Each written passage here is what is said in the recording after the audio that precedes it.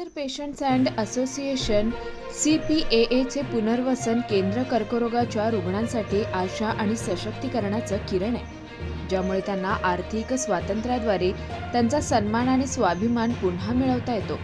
श्रीमती मंजू गुप्ता यांनी 1987 मध्ये स्थापन केलेले हे केंद्र रुग्णांना शारीरिक आणि मानसिकदृष्ट्या सक्रिय ठेवण्यासाठी त्यांच्या एकूण जीवनाची गुणवत्ता वाढवण्यासाठी समर्पित आहे. आजपर्यंत CPA पुनर्वसन केंद्राने 32,447 रुग्ण आणि कुटुंबांचं यशस्वीरित्या पुनर्वसन केलंय. हे पोषण आणि सहानुभूतीपूर्व वातावरणात विशेष प्रशिक्षण देतं, रुग्णांना नवीन कौशल्यासह सुसज्ज करते, जे भविष्यातील रोजगाराच्या संधींचे दरवाजे उघडतात.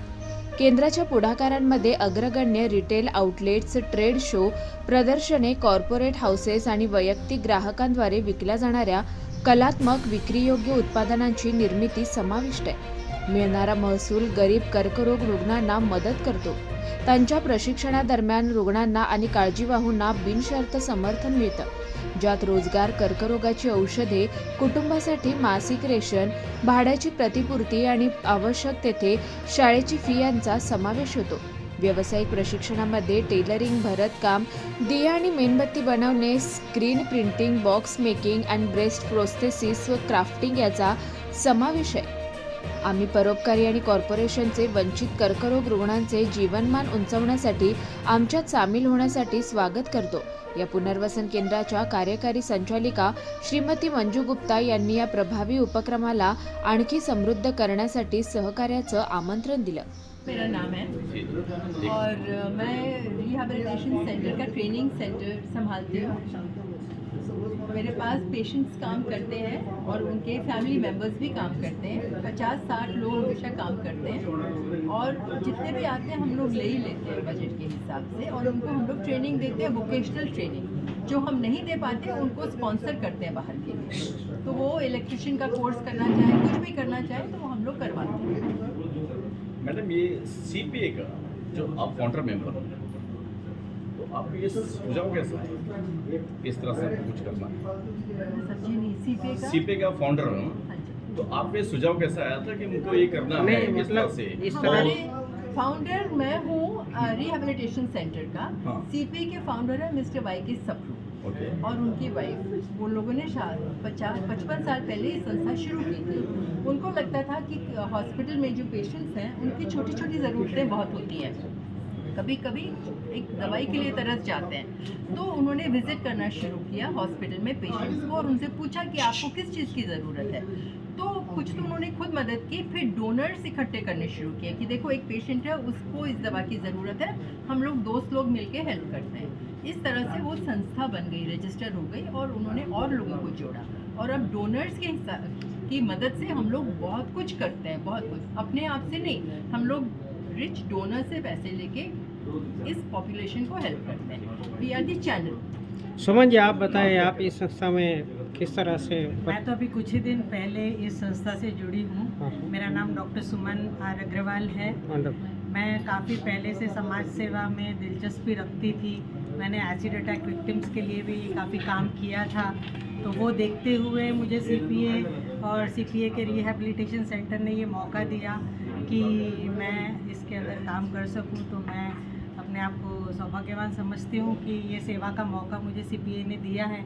और ख़ास तौर पे पब्लिक रिलेशंस, पब्लिसिटी, इसका काम दिया है कि ये जो इतना अच्छा काम कर रहे हैं 50 सालों से, ये आज भी बॉम्बे के भी लोगों को पूरी तरह से नहीं पता है. और अगर आप पत्रकार चाहें तो इसको पूरे देश में फैला सकते हैं. ज़्यादा से ज़्यादा पेशेंट्स जो कैंसर पेशेंट है इसका उपयोग उठा सकते हैं और हम ये और बेहतर काम कर सकते हैं. तो इसीलिए हम सबको आपकी मदद की ज़रूरत है इसमें. अलका जी, आप बताएं, आप तो CEO है CPA की, तो आप बताएं इसका जो वर्केबल रूटीन है वो बताएं. कैंसर पेशेंट एड एसोसिएशन एक ऐसी संस्था है जो पूर्ण रूप से कैंसर पेशेंट की मदद करना चाहती है और कैंसर से संबंधित सब विषयों के बारे में देखना चाहती है. चाहे वो कैंसर अवेयरनेस हो, चाहे वो कैंसर की जांच हो, चाहे वो वैक्सीनेशन हो, चाहे वो पेशेंट को फ्री इलाज के लिए पैसा देना हो, चाहे राशन देना हो, चाहे बच्चों को एजुकेशन की फ़ीस देनी हो, या अगर पेशेंट अब काम नहीं कर सकता है तो उसको फिर से आत्मनिर्भर बनाना हो रिहैबिलिटेशन सेंटर की तरफ से। इस तरह से टोटल मैनेजमेंट ऑफ कैंसर इस मिशन के ऊपर CPA काम करती रहती है। सो सालाना हम लोग आपके लिए सालाना हम लोग 15,000 हेल्दी इंडिविजुअल्स का कैंसर का जांच करते हैं और अब तक हमने करीब 30,000 यंग लड़कियों को HPV सर्वाइकल वैक्सीन दिया है जो उन्हें सर्वाइकल कैंसर से आगे चल के बचाएगा। और साल में करीबन 7 या 8,000 इसके बीच की कोई संख्या के पेशेंट्स हैं जिन्हें हम ट्रीटमेंट की मदद करते हैं। करीबन हर प्रकार की ट्रीटमेंट, चाहे वो सर्जरी है, रेडियोथेरेपी है या कीमोथेरेपी है। इस तरह हम लोग हर एरिया में कैंसर में कहीं ना कहीं कोई ना कोई इम्पैक्ट करना चाहते हैं। अलका जी, आज का जो प्रेस कॉन्फ्रेंस है उसमें किस बात के लिए क्या खासियत है उसकी, कुछ बताएंगे? आज का ये प्रेस कॉन्फ्रेंस हमने इसलिए किया है कि हम प्रेस तक और प्रेस के ज़रिए देश को बता सकें कि कैंसर के लिए हर किसी को केयर करना चाहिए और हर किसी को खड़ा होके अपनी तरफ से एक कोई छोटी चीज़ करनी चाहिए जो सब मिलकर कैंसर की दुनिया में एक बदलाव ला सकता है। आप सब मिलिए, हमारे रिहैबिलिटेशन सेंटर में आइए, देखिए वहाँ पे पेशेंट्स कैसे आत्मनिर्भर हैं, कैसे मान सम्मान के साथ रहते हैं बीमारी का सामना करने के बाद भी। इसलिए ये मैसेज हम जनता के पास ले जाना चाहते हैं। Thank you. मंजू जी, आप बताएं, आपने यहाँ अभी बात हुई तो कि भाई साल में एक बार कैंसर के लिए बॉडी चेकअप होना चाहिए, तो आप ऐसा फ्री मेडिकल कैंप यहाँ लगाएगी कहीं स्कूलों के बच्चों के लिए, पब्लिक के लिए? अगर 52 वीक्स हैं हाँ तो ज़्यादातर हमारा जो कैंप फैसिलिटी है हाँ। वो हमेशा ही बुक रहता है। Wonderful। Every day of the week वो कैंप बुक रहता है और वो भी किसी स्पॉन्सर के थ्रू। हाँ। क्यों? क्योंकि जहाँ जाते हैं वहाँ से तो बहुत मिनिमम चार्ज लेते हैं, लेकिन कॉस्ट ज़्यादा होती है, डॉक्टर की फीस ये वो, क्योंकि हम पूरी टीम लेके जाते हैं। तो पूरा ही 365 डेज में से हम लोग 265 डेज नहीं, हम लोग 325 डेज बिजी रहते हैं।